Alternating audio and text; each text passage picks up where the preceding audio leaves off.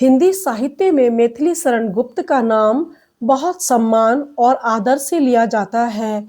उन्हें राष्ट्रकवि कहा जाता है।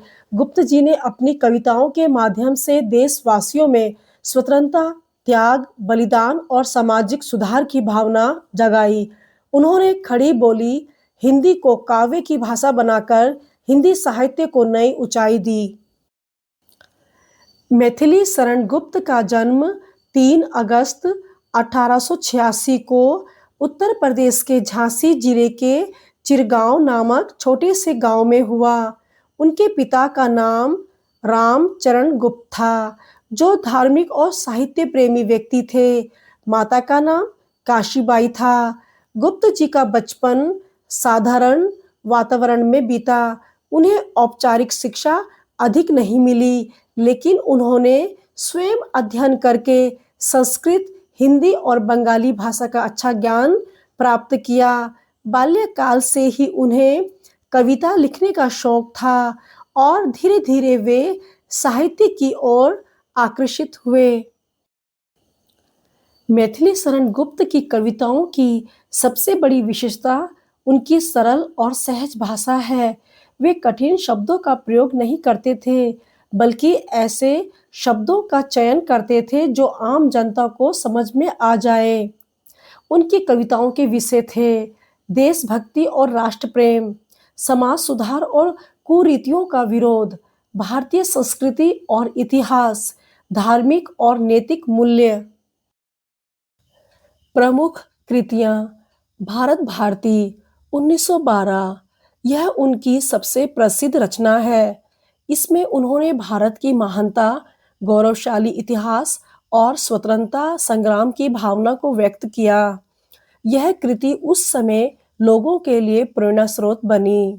साकेत, इसमें रामायण की कथा को उर्मिला के दृष्टिकोण से लिखा गया है। गुप्त जी ने उर्मिला के त्याग और धैर्य को विशेष रूप से उजागर किया। जयद्रथ वध, यह कृति महाभारत की घटना पर आधारित है। इसमें अर्जुन द्वारा जयद्रथ वध का वर्णन है।